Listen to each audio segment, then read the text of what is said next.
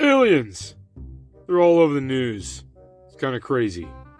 Some aliens are nice, while others are kind of mean. Well, today I found it a good topic to see if it's possible if aliens could take over the world. And so, I plopped my jolly ass down, and I did some calculations to see if aliens are willing and could take over our world. Now, these calculations are based off of the aliens' abilities to travel, weaponry, smarts, and alien-like abilities. Then, at the end, I'll give a score from 0 to 100 of the likelihood of an alien invasion. 0 being the likelihood of Stephen Hawking getting up out of his chair and walking, and 100 being the likelihood of me getting into Harvard, which apparently isn't that bad. Alright, first up, travel. Now, people are probably sitting there saying, "Oh, Duckut, aliens have super significant silver saucers that can fly at the speed of light." You know what I say to that? Bullshit. Alright, so hear me out here. Let's say that this frisbee can fly at the about 99.99% the speed of light. And let's say it hits a speck the size of a fruit fly.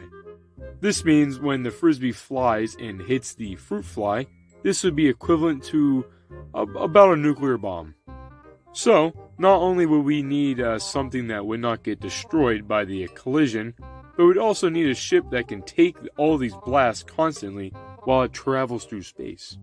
Now, if you just want to skip the spaceship part and you just want to send an email, well, my friend, that's also a bad idea. Alright, let's say an alien planet finds us and they try sending us an email saying they want to, cuddle or some shit. Well, the most common form of communication in humans is radio waves. And luckily, radio waves do travel at the speed of light.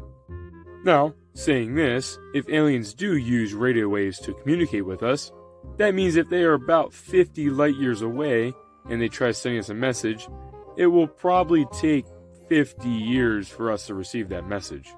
Now, Earth has a communication cone spectrum kind of thing where if an alien planet does communicate with us and it's outside of that cone spectrum, most likely we will never be able to contact or communicate with them.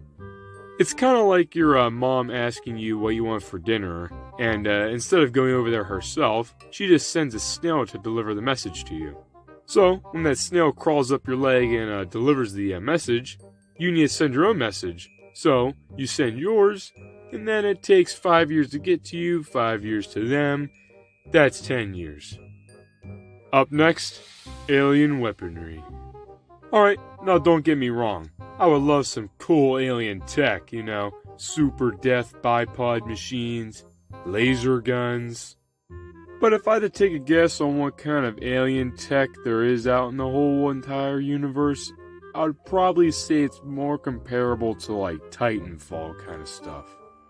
And if you ever played Titanfall, I don't even think our best A-10 Warthog would be able to take those things down. I mean, there's only so much an alien can do. They're not that freaking smart. E.T. literally needed to use a kid's knowledge to help get him back onto his home planet. What does that say? Aliens are kinda stupid. I mean, besides this grenade I found on his spaceship, I really don't see how their weaponry is kinda that strong. Oh shit. Next up on the list, alien smarts.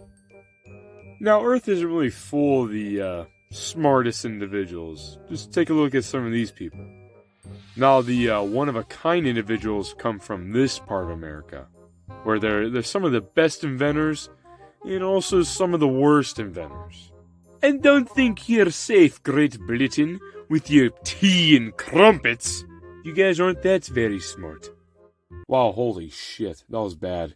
For the small amount of people that watch my stuff over in England, I'm sorry. Now, in my eyes, there is a high possibility that somewhere in the universe, there is a civilization that found a cure for some of the deadliest frickin' diseases on Earth. They probably also found ways to find clean energy, but there's also probably a high possibility that they never found out how to make sliced bread. So, checkmate. Or how about us on Earth using barley to make beer? So, it's kind of like comparing apples to oranges here with diseases and depression.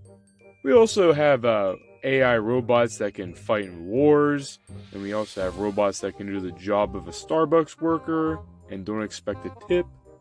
Then again, the aliens might also have robots like this. You really can't compare it to that, so... Alright, lastly we have abilities.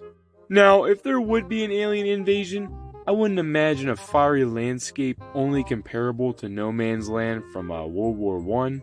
But I would see an alien creature taking over, kind of like a meteorite falling from the sky, hitting the ground, breaking open, and then merging a creature that can, reproduce and kill everyone at super quickly. Maybe like a bunch of face huggers, or I don't know, this guy from this movie. Alright, it's time to add up everything and calculate the possibility of an alien invasion. Let me see. Yep, just as I expected, it's 50% I don't know, and the other 50% is the I don't know, it could happen. Anyways, I hope you learned something from my video today. This was Duckut, and thank you for watching.